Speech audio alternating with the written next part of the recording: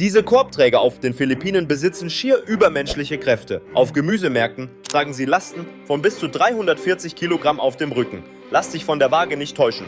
Das sind satte 295 Kilo.